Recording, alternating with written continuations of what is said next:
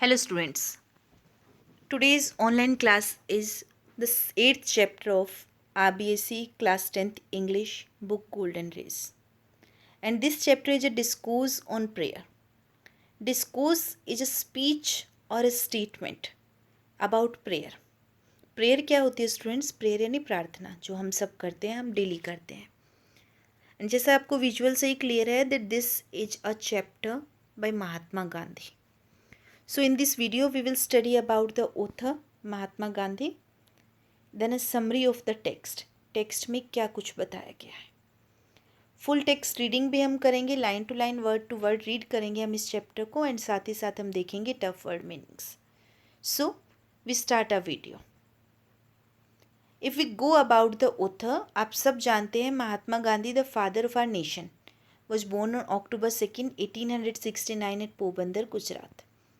He was a preeminent leader of India's national movement in British ruled India. British ruled India, अंग्रेजों के राज में, Britishers के राज में India में जो नेशनल मूवमेंट हुए थे, राष्ट्रव्यापी आंदोलन हुए थे, उनमें मुख्य नेता जो थे वो महात्मा गांधी रहे. Gandhi ji dedicated his life to the discovering of truth and सत्य and let the path of non violence in the political field. हम सब जानते हैं कि गांधी जी के कुछ आदर्श जो कि सत्य और अहिंसा राजनीति में और डेली लाइफ में. He practice the principles of truth and non violence not only in his personal life but applied them in political field also. उन्होंने इन सिद्धांतों को न सिर्फ अपनी पर्सनल लाइफ बल्कि अपनी सोशल एंड पॉलिटिकल लाइफ, अपने सामाजिक और राजनीतिक जीवन में भी इन सिद्धांतों को अपनाया. And his famous autobiography is my experiment with truth. He is also called Bapu, the father of nation. And अगर हम बात करते हैं इस चैप्टर के बारे में, इस टेक्स्ट के बारे में, तो ये चैप्टर लिखा नहीं गया बल्कि this present extract is from Gandhi ji's lecture on the necessity of prayer. Gandhi ji का एक लेक्चर, एक भाषण, एक स्पीच, नेसेसिटी ऑफ प्रेयर, प्रार्थना की जो ज़रूरत है उस पर उन्होंने अपनी एक स्पीच दी थी which he delivered to a group of students at Sabarmati Ashram. ये स्पीच उन्होंने अपने साबरमती आश्रम में एक ग्रुप ऑफ स्टूडेंट्स का एक ग्रुप जो आया था उनके लिए दी थी. The author highlights the need of purity of mind and heart which may be obtained through sincere prayers. इस पूरे लेक्चर में ऑथर ने यानी महात्मा गांधी ने हाईलाइट किया है कि कितनी ज़रूरत है purity of mind and heart की, दिल और दिमाग के प्योर होने की, पवित्र होने की. और इस पवित्रता को हम सिर्फ ऑब्टेन कर सकते हैं, हम प्राप्त कर सकते हैं through sincere prayers. The faith in religion teaches us a sense of discipline and duty. Gandhi ji जो धार्मिक विचारों वाले थे उनका यही मानना था कि अगर हम धर्म में विश्वास करते हैं तो हमें एक सेंस ऑफ डिसिप्लिन, अनुशासन का सेंस डेवलप होता है एंड ड्यूटी, हमारी कर्तव्य परायणता भी विकसित होती है. सो अब हम चलते हैं टेक्स्ट की तरफ. I am glad that you all want me to speak to you on the meaning of and the necessity for prayers. क्योंकि ये लेक्चर पूरा का पूरा एक स्पीच है, पूरा का पूरा चैप्टर एक लेक्चर है, तो ये जो है फर्स्ट पर्सन आई और सेकंड पर्सन यू में ही चलेगा. क्योंकि स्पीच एक व्यक्ति जो है वो सामने वाले व्यक्तियों को बोलकर कहता है, बिल्कुल उसी तौर पर इसे लिखा गया है. एंड महात्मा गांधी जो कि यहाँ बात कर रहे हैं ग्रुप ऑफ स्टूडेंट्स के साथ, वो ये कहते हैं आई एम ग्लैड, मुझे बड़ी खुशी है that you all want me to speak to you, कि मैं आपसे बात करूँ on the meaning of and the necessity for prayers, कि प्रार्थना का, प्रेयर का क्या मीनिंग है और उसकी ज़रूरत क्या है. I believe that prayer is the very soul and essence of religion. Mahatma Gandhi कहते हैं कि मेरा ये मानना है कि प्रेयर जो है वो रिलीजन के एसेंस क्या होता है? सार, और सोल यानी आत्मा है. एक धर्म की आत्मा और उसका सारांश है प्रार्थना. And therefore prayer must be the very core of the life of man. Core क्या होता है? केंद्रिक. कि प्रेयर जो है एक इंसान की लाइफ का एक केंद्र होना चाहिए. For no man can live without religion, क्योंकि कोई भी आदमी जो है वो रिलीजन के बिना, धर्म के बिना नहीं रह सकता. देयर आर सम, हालांकि कुछ लोग ऐसे हैं who in the egotism of their reason, जो अपने रीजन यानी अपनी तर्क शक्ति के ईगोटिज्म क्या होता है? ईगो, अहंकार में क्या कहते हैं वो ये डिक्लेयर करते हैं that they have nothing to do with religion, कि उनका धर्म से कोई लेना देना नहीं. कुछ लोग होते हैं ऐसे जो ये कहते हैं उनका धर्म से कोई लेना देना नहीं, but it is like a man saying that he breathes but he has no nose. लेकिन ये तो बिल्कुल वैसी ही बात हुई जैसे मानो एक आदमी क्या कह रहा हो कि मैं सांस तो लेता हूँ लेकिन मेरी नाक नहीं है। Whether by reason or by instinct or by superstition, man acknowledges some sort of relationship with the divine. क्योंकि चाहे किसी भी तरह से हो, तर्क से हो, चाहे इंस्टिंक्ट यानी अपनी आत्म प्रवृत्ति से, चाहे सुपरस्टिशन यानी अंधविश्वास से, man acknowledges some sort of relationship with the divine. एक मनुष्य जो है वो एक्नोलेज करता है, स्वीकार करता है, some sort of relationship with the divine, divine के साथ, दिव्य के साथ, देवताओं के साथ, यानी कि धर्म के साथ। जो डिवाइन सोल है, दिव्यात्मा है, उसके साथ एक रिलेशनशिप तो वो एक्सेप्ट करता ही करता है, स्वीकार करता है। द रैंकेस्ट एग्नोस्टिक, रैंकेस्ट यानी सबसे ऊंची रैंक के, एग्नोस्टिक जो है, एग्नोस्टिक क्या होते हैं? वो व्यक्ति जो धर्म के अंदर, भगवान के अंदर जो है विश्वास ना करे, अथीस्ट जिसको हम कह सकते हैं, नास्तिक जिसको हम कह सकते हैं, डज एक्नोलेज, इवन वो भी एक्नोलेज करते हैं, वो भी स्वीकार करते हैं the need of moral principle. चाहे वो धर्म को ना माने, लेकिन वो ये बात मानते हैं कि मॉरल प्रिंसिपल यानी नैतिक सिद्धांतों की ज़रूरत है। And associate something good with its observance and something bad with its non observance. जो चाहे धर्म को साक्षात रूप में ना माने, लेकिन वो नैतिक सिद्धांतों की बात करते हैं, वो ये कहते हैं कि अगर उनको ऑब्जर्व करोगे नैतिक सिद्धांतों को तो कुछ अच्छा है, और अगर ऑब्जर्व नहीं करते हैं तो कुछ बुरा है। Now I come to the next thing which that prayer is the very core of man's life. आगे जो है गांधी जी कहते हैं कि I come to the next thing. अब मैं अगली चीज़ पर आता हूँ। That prayer is the very core of man's life, कि प्रार्थना जो है एक मनुष्य की लाइफ का कोर है। कोर क्या होता है? केंद्र है। As it is the most vital part of religion. क्यों? क्योंकि ये रिलीजन का, धर्म का सबसे ज़्यादा वाइटल यानी सजीव, जीवित पार्ट है। Prayer is either petitional or in its wider sense is inward communion. Prayer क्या होती है? या तो पिटिशनल होती है। पिटिशनल क्या होता है? याचिका, हम याचिका कर रहे हैं, याचना कर रहे हैं भगवान से। या फिर अपने वाइडर सेंस में प्रेयर, विस्तृत सेंस में क्या होती है? Inward communication. इनवर्ड यानी आंतरिक, कम्युनियन, सॉरी, कम्युनियन क्या होता है? एक लिंक, एक व्यक्ति के दिल का दूसरे व्यक्ति के दिल से, एक व्यक्ति के दिमाग का दूसरे व्यक्ति के दिमाग से, यानी हमारा और दिव्यात्मा का आंतरिक कम्युनियन है। हमारा जो माइंड और हार्ट है वो भगवान के माइंड और हार्ट से रिलेट हो जाता है। इवन व्हेन इट इज़ पिटिशनल, यहाँ तक कि अगर प्रेयर याचना के लिए भी हो, हम कई बार याचनाओं के लिए, जैसे आप भी कहते हैं कि एग्ज़ाम अच्छे हो जाए, आपका दिन अच्छा निकले, एंड ये एंड वो, तो ये सब हमारी याचनाएं होती है। यहाँ तक कि जब प्रेयर याचनाओं के लिए होती है, the petition should be for the cleansing and purification of the soul. तो भी गांधी जी का मानना है कि याचना किसके लिए होनी चाहिए? मटीरियलिस्टिक यानी भौतिकवादी वस्तुओं के लिए नहीं, बल्कि याचना होनी चाहिए कि हमारी जो सोल है, हमारी जो आत्मा है, वो क्लींज हो जाए, यानी कि साफ हो जाए, प्योरीफाई हो जाए, यानी कि पवित्र हो जाए। For freeing it from the layers of ignorance and darkness that envelope it. हमारी ये जो प्रार्थना है वो किसके लिए होनी चाहिए? कि हमारा जो आत्मा है वो फ्री हो जाए, आज़ाद हो जाए लेयर्स ऑफ इग्नोरेंस से। इग्नोरेंस यानी अज्ञानता की लेयर्स, अज्ञानता की परतों से, और डार्कनेस से, अंधेरे से, जो हमारी आत्मा को पूरी तरह से एनवेलप यानी कवर करके रखे हुए। He therefore who hungers for the awakening of the divine in him must fall back on prayer. इसलिए वो व्यक्ति जिसके अंदर हंगर है यानी भूख है, किस चीज़ की भूख है?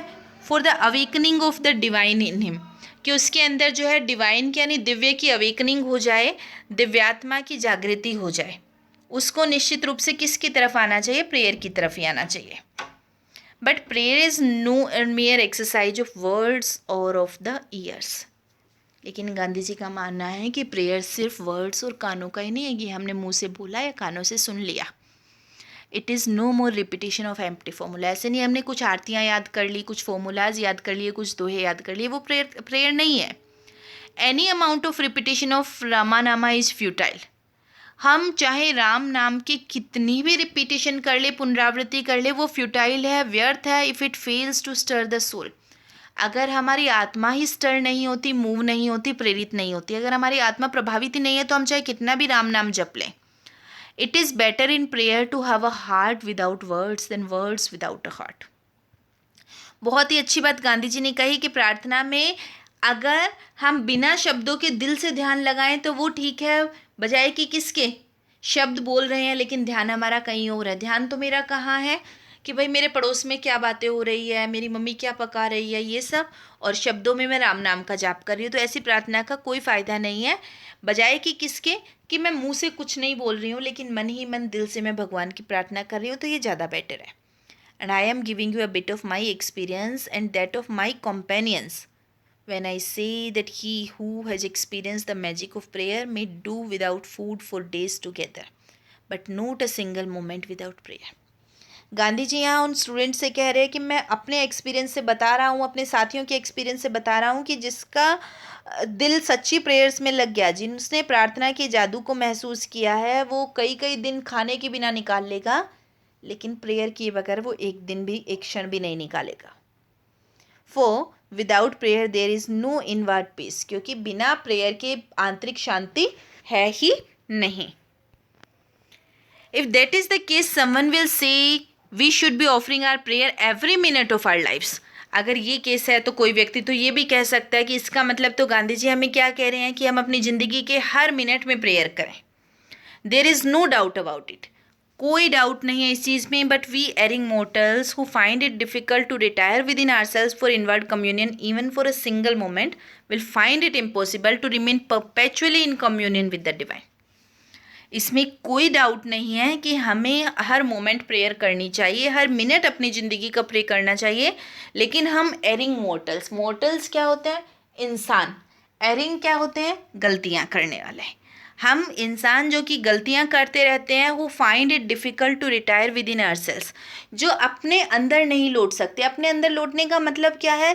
सारी फिजिकल चीज़ें, दुनियादारी से अलग हो जाना, कुछ टाइम जो हम पूजा में लगाते हैं वो सिर्फ हमारा टाइम हो, हम इनवर्ड कम्युनियन भगवान के साथ, दिव्यात्मा के साथ, इस आंतरिक कम्युनियन के लिए, इस आंतरिक लिंकिंग के लिए, जोड़ के लिए, even for a single moment, एक क्षण भी हम दुनियादारी से अलग होना हमें मुश्किल लगता है, विल फाइंड इट इम्पॉसिबल।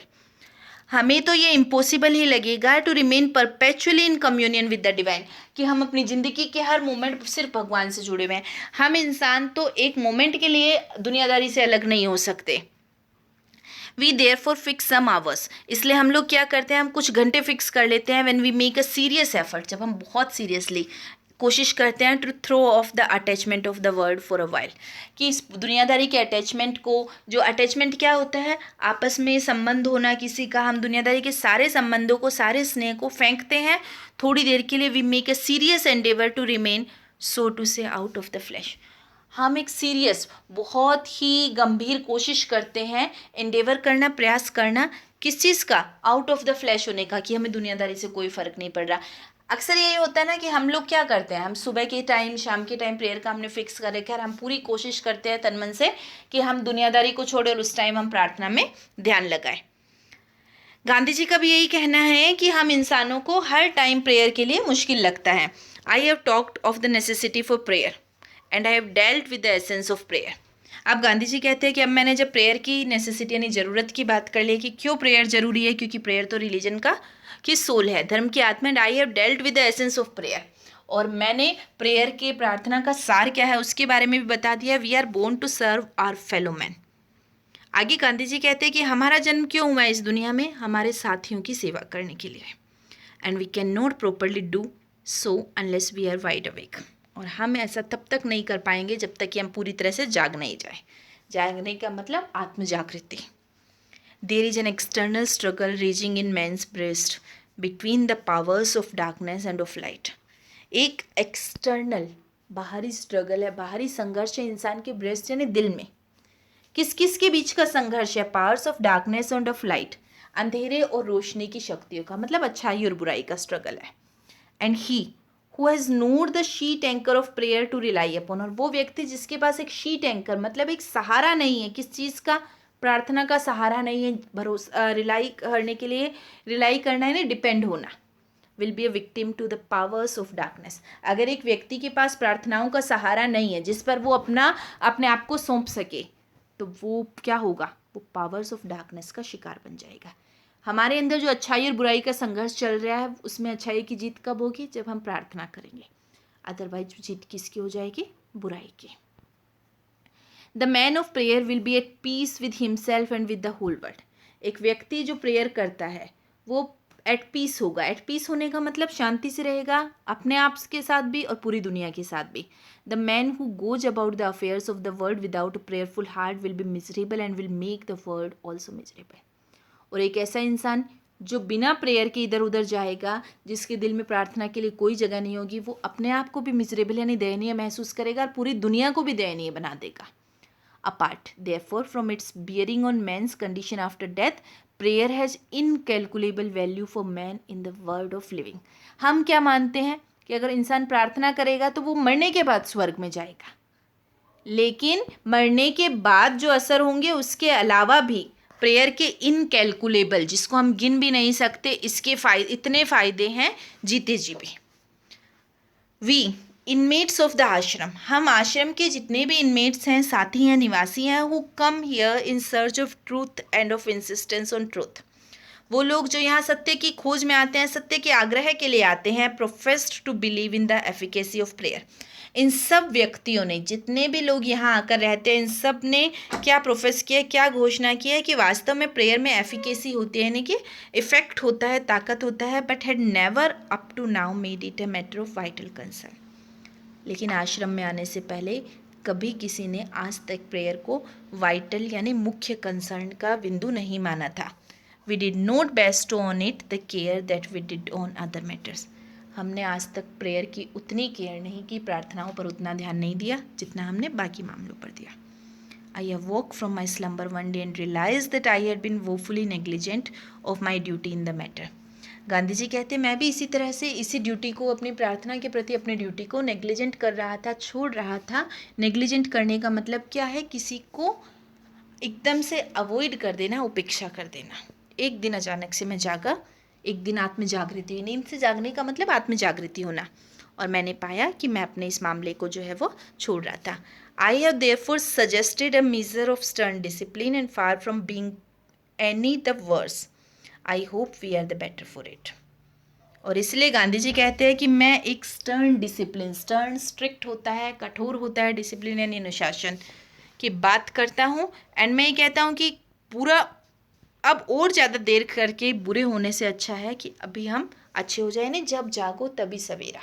आज मुझे जागृति हुई, और जिसको जब जागृति हुई वो तभी प्रार्थनाओं को अपना ले, for it is so obvious, क्योंकि एकदम स्वाभाविक है। Take care of yourself and the things will take care of themselves. अगर आप अपना ध्यान रखोगे तो सारी चीज़ें अपने आप अपना ध्यान रख लेगी, मतलब आपके आसपास का जितना भी माहौल है वो सब कुछ अपना ध्यान खुद रख लेंगे। जैसे कि कहा जाता है rectify one angle of square, किसी स्क्वायर का, स्क्वायर क्या होता है, वर्ग, वर्ग का एक कोण जो है, एक एंगल जो आप सही कर दो, चारों एंगल, बाकी तीन बचे हुए जो एंगल्स है वो अपने आप, क्योंकि साइड सब बराबर होगी, एंगल सब बराबर होंगे, तो सब अपने आप सुधर जाएंगे। यानी आप अपना ध्यान रखो, आत्म जागृति करो, आप प्रार्थना करो, आसपास की चीज़ें अपने आप सिस्टम में आ जाएगी। Begin therefore your day with prayer and make it so soulful that it may remain with you until the evening. इसलिए अपना दिन प्रार्थना के साथ शुरू करो, इतनी ज़्यादा सोलफुल हो, इतनी ज़्यादा आत्मिक हो कि दिन के अंत तक, इवनिंग तक वो आपके साथ रहे। Close the day with prayer, अपने दिन का भी अंत प्रेयर से ही करो, so that you may have a peaceful night free from dreams and nightmares, ताकि आपकी रात भी जो पीसफुल हो, जिसमें भयानक सपने ना हो, नाइटमेयर्स ना हो, डरावने सपने ना हो। Do not worry about the form of prayer, प्रार्थना किस फॉर्म में करते हो, किस रूप में करते हो, उसके बारे में ध्यान मत दो। Let it be any form, किसी भी फॉर्म में प्रार्थना हो, किसी भी रूप में प्रार्थना हो, it should be such as can put us in communion with the divine. हमारी प्रार्थना ऐसी होनी चाहिए, ज़रूरी नहीं हम भजन कीर्तन ही करें, हमारी प्रार्थना चाहे शांति से भी क्यों ना हो, लेकिन हमारे डिवाइन के साथ कम्युनियन होना चाहिए, दिव्यात्मा के साथ हमारा आत्मिक संपर्क होना चाहिए। All things in the universe, including the sun and the moon and the stars, obey certain laws. इस दुनिया में जितनी भी चीज़ें हैं, इस यूनिवर्स में, इस ब्रह्मांड में, चाहे वो सन हो, चाहे वो मून हो, चाहे सितारे हो, वो सब एक निश्चित नियम फॉलो करते हैं। हम जानते हैं सूर्य पूर्व से उदय होता है, पश्चिम में अस्त होता है। कभी ऐसा हुआ कि सूर्य पश्चिम से उदय हुआ हो? नहीं, क्योंकि वो एक निश्चित नियम फॉलो करते हैं, without the restraining influence of these laws. इन लॉज, इन कानून, इन नियमों का एक रेस्ट्रेन करना क्या होता है, कंट्रोल करने वाला, नियंत्रित करने वाला एक इफेक्ट है, एक प्रभाव है।